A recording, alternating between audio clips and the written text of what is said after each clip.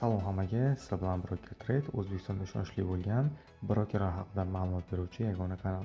Ko'rib turibsiz, biz Telegram kanalida turibmiz. Bu kanalda siz brokerlar haqida ma'lumot olishingiz mumkin. Bizda tizimli yo'nalish qilib joylangan. Mana shu kanal orqali brokerlarga qanday qilib DPS qilinadi, qanday qilib foydalaniladi kabi ma'lumotlarni topishingiz mumkin. Bizda kurs ham mavjud. Kursni hozir tushuntirib o'taman. Xo'sh, kanalimiz linki Broker Trade opsiyalar kommentariyada ham joylab qo'yiladi. Bizda admin, support va chatimiz ham mavjud. Xo'sh, chatga kiramiz. Chat orqali o'zingizga kerak bo'ladigan barcha ma'lumotlarni savol ko'rinishida yo'llab topishingiz mumkin. Hozirda kanalni yuritayotganim yo'q, endi boshlayman. Bemalol kirib savollar yo'llashingiz mumkin. Xo'sh, bizda support bor. Supportga ham bemalol o'zingizni qiziqtirgan savollarni yo'llashingiz mumkin. Java Trade bu bizni yangi adminimiz hisoblanadi. Bu adminga shunchaki kurs so'zini jo'natsangiz bo'ldi, sizga kurs haqida ma'lumot beriladi. Agar to'g'ri kelsa kursni sotib olasiz va tradingni noldan o'rganishingiz, ya'ni boshlang'ich tushunchalarni olishingiz mumkin hisoblanadi. Xo'sh, bugungi videomiz Libertex brokeri haqida bo'ladi. Libertex brokeri haqida barcha ma'lumotlarni hozirgi videomizda tushunib olamiz. Unda biz videoni boshlaymiz.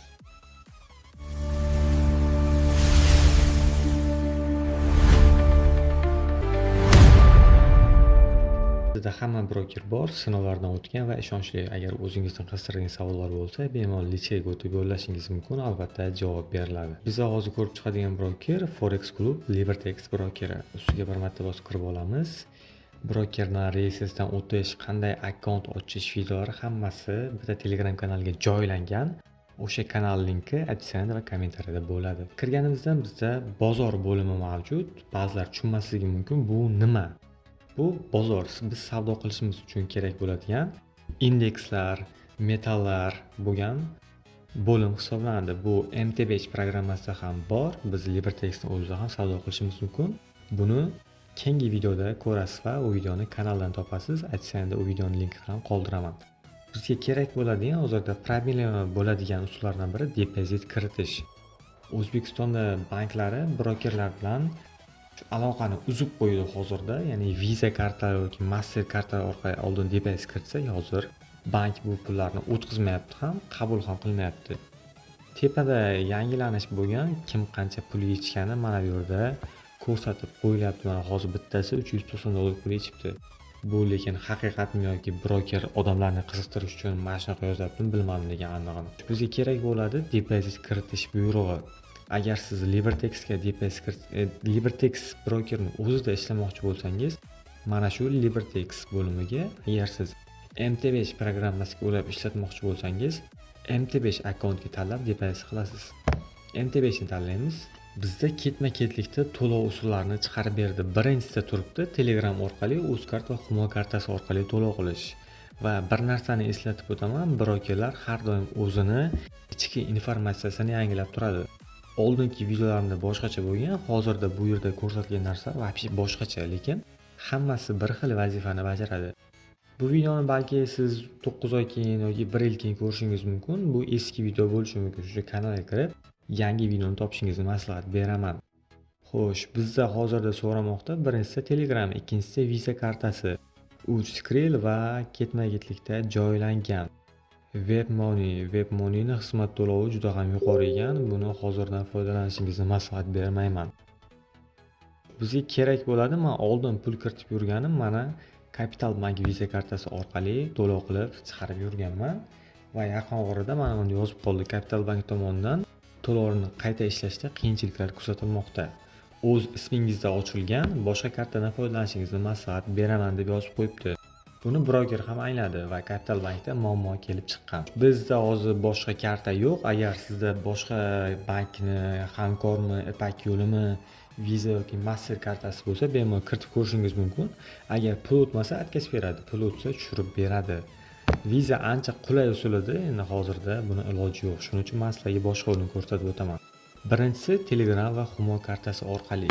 Ustiga bir marta bossak, necha pul kiritmoqchisan?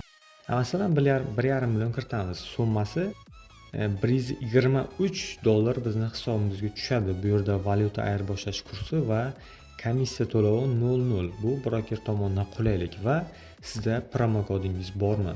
Agar promokod topolsam, opsiyani qoldirib ketaman. Bemalol kiritib, o'zingizni bonuslarni olishingiz mumkin.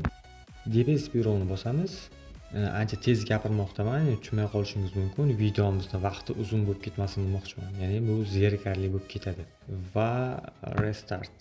Oldin ishlatgan ekanman, shuning uchun qaytadan start beraman. So'ramoqda hisobni to'ldirishni qaysi yo'ldan foydalanmoqchisan? Humo Uzcard, Payme G'azna va Klik. Bizda Payme bor, Payme'ni tanlaymiz.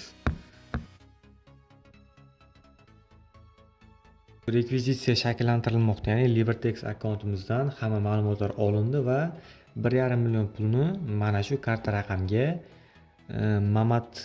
Mamatvaliyeva Aziza ekan. Shu egasiga taylab to'ladim byuroni bosishimiz kerak. Payme'ga kirasiz, aniq shu summani 0.0 taylashingiz kerak va har ehtimolga qarshi chekni skrinshot qilib olasiz va to'ladim byuroni bosasiz.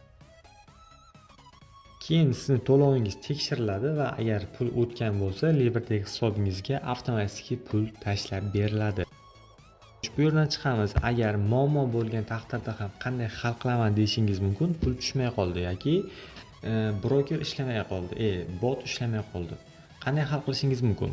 Keyin buyrug'iga o'tamiz va pastga tushsak, bizda mana real vaqt rejimidagi chat va yordam qo'llab-quvvatlash bo'limi mavjud.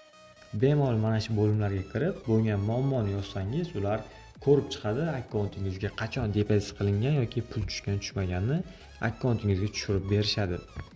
Xo'sh, deposit qilish bo'limiga qaytamiz va keyingi usullarni ko'rib chiqamiz. Skrill to'lov xizmati 1.9%. Bizga Skrill kerak emas, ishlatish ancha noqulay. Agar Skrill foydalanadigan obunachilarimiz bo'lsa, bemalol foydalanishingiz mumkin.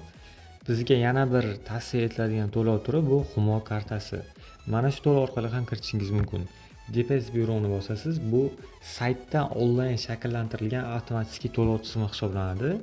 Ko'plar Expert yoki Access Brokerda ishlaydiganlar bo'lsa, mana shu bo'lim orqali, ana shunaqa sayt orqali DPS qilinadi. Bu yerda karta raqamimizni yozamiz. Albatta Humo bo'lishi kerak. Oy va yil, karta egasining ismi va albatta email manzilimizni kiritib qo'yamiz. O'zingizda bo'lgan email manzilini kiriting. Bu yerda emailga xabar keladi. To'lov o'tdi yoki biron bir muammo bo'ldi degan xabar keladi. Xo'sh, to'lash byuroni bosasiz va SMS koddan kelgan kodni kiritasiz va to'lovingiz avtomatik LibertyX hisobga tushadi. Bu bo'lim ham juda oson va tushunarli, hech qanaqa qiyin narsani o'zi yo'q. Va yana bir to'lov tizimi, shaxsan foydalanishni maslahat beraman, agar kim Binance'dan foydalansa. Eng pastida bizda Binance Pay, ya'ni Binance Pay. Binance orqali to'lov qilishingiz mumkin. Kim Binance'dan foydalansa, bemalol mana shu bo'lim orqali deposit qilishingizni maslahat beraman. Ancha ishonchli va to'lov tez ham tushadi. Agar pul yechadigan taqdiringizda ham Binance'ga 1 daqiqa bormasdan pulingizni tashlab beradi. Xo'sh, ustiga bosib, albatta Binance'dan o'zidagi USD miqdorini kiritasiz. Bu yerda sal boshqacharoq turibdi. Xo'sh, ustiga deposit byuroni bossak, komissiya bu yerda ham 0.0 ekan. Mana ko'rib turibsiz, Binance'ga kirdik. Lekin bizda to'lov yo'q. To'lov qilishni xohlamaymiz. Vremya sessiya yakunlandi. Bizda Binance'dan chiqib ketgan ekan. Bo'ldi, Binance'ga keyinchalik qaytib kiramiz. Shu bo'lim orqali to'lov qiladigan bo'lsangiz, avtomatik Binance programmasiga kirib ketadi va bitta tugmani bosish orqali to'lovingiz avtomatik LibertyX platformasiga o'tadi. Qolgan bo'limlar orqali keyingi videoda tanishasiz. Video linki opsiyada bo'ladi. LibertyX haqidagi full video chiqadi undan keyin. Video yoqqan bo'lsa bitta like va kanalimizga obuna bo'lib qo'yishni unutmang.